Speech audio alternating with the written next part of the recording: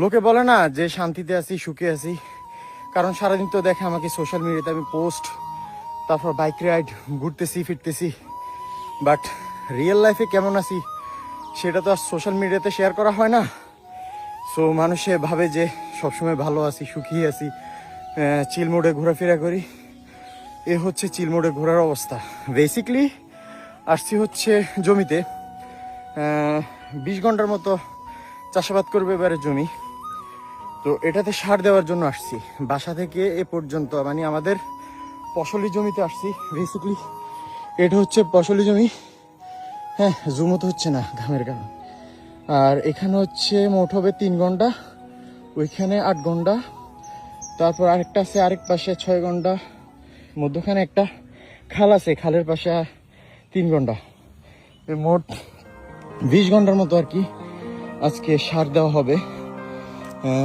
Basically রাসায়নিক সার। এর কি অবস্থা? অনেক সুখী আছি না? সবাই বলতেছে অনেক সুখী থাকি।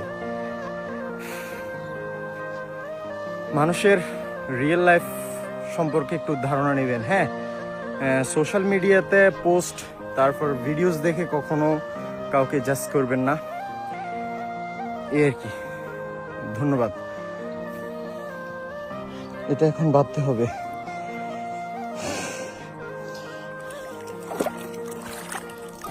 আমার লাইফেও আমি কখনো জমির আইল বাঁধিনি। এই আইলগুলো আমাদের গ্রামের ভাষায় বলে লাইল, এই আর কি। আপনাদের ভাষায় কি বলে না বলে আমি জানি না। হ্যাঁ,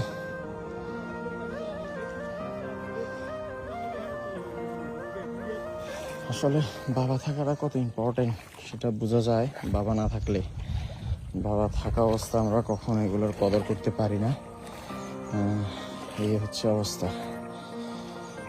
আমাদেরকে কখনো আমার বাবা নিয়ে আসে নাই, আমার বড় ভাইয়া কিংবা আমি, আমাদের কাউকে নিয়ে আসে নাই।